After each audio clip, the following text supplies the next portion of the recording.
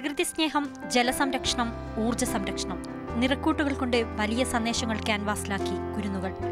കുഞ്ഞു മനസ്സുകളിൽ പ്രകൃതിയെ സംരക്ഷിക്കേണ്ടതിന്റെ ആവശ്യകത എത്രത്തോളം പതിഞ്ഞിരിക്കുന്നുവെന്ന് ഓർമ്മപ്പെടുത്തി ഓരോ ചിത്രങ്ങളും.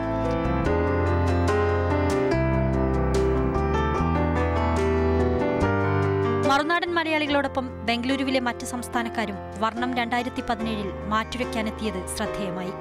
ബംഗളൂരു മലയാളികൾക്കാവട്ടെ പരസ്പരം കാണാനും പരിചയപ്പെടാനുമുള്ള വേദി കൂടിയായി ചിത്രരചനാ മത്സരം.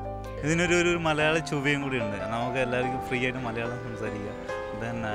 ബാംഗ്ലൂരിൽ ഇങ്ങനെ ഒരു സംഘടിപ്പിച്ച വളരെ വളരെ സന്തോഷമുണ്ട്. വാശിയേറിയ മത്സരത്തിൽ 6 മുതൽ 9 വയസ്സുവരെയുള്ള വിഭാഗത്തിൽ ഹൃതിക മനോജ് 1ാം സ്ഥാനം നേടി. അമ്മമ്മയും അപ്പാപ്പനും ഇവിടെ വന്നിട്ടുണ്ട്. ഋഷിൻ VR, നേഹ ബിജി എന്നിവർക്കാണ് 2ഉം 3ഉം സ്ഥാനങ്ങൾ. 10 മുതൽ 12 വയസ്സുവരെയുള്ള വിഭാഗത്തിൽ അഫ്റ്റിൻ BJ 1ാം സ്ഥാനത്തെത്തി. ആദിത്യ കൃഷ്ണ, മേഘ മധു എന്നിവർ 2ഉം 3ഉം സ്ഥാനത്തെത്തി. 13 മുതൽ 15 വരെ വയസ്സുള്ള കുട്ടികളുടെ വിഭാഗത്തിൽ ആദർശ് CS-നാണ് 1ാം സ്ഥാനം.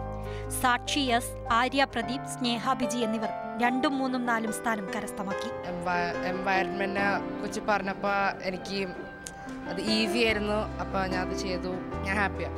ചിത്രകാരന്മാരായ ആർട്ടിസ്റ്റ് വിജയൻ, ഭാസ്കരൻ ആചാരി, സുധീർ എന്നിവരായിരുന്നു വിധികർത്താക്കൾ. അമേസിയ health care private limited, vitamin palace juice bar and cafe എന്നിവരുടെ സഹകരണത്തോടെയായിരുന്നു വർണ്ണം 2017 സംഘടിപ്പിച്ചത്. Mathrubhumi Bengaluru unit regional manager Joseph Mathew, സാഹിത്യകാരി കവിത, ബിനീഷ് തോമസ്, അനസ് പള്ളിക്കൽ തുടങ്ങിയവർ സംബന്ധിച്ചു. മാതൃഭൂമി ന്യൂസ്, ബംഗളൂരു.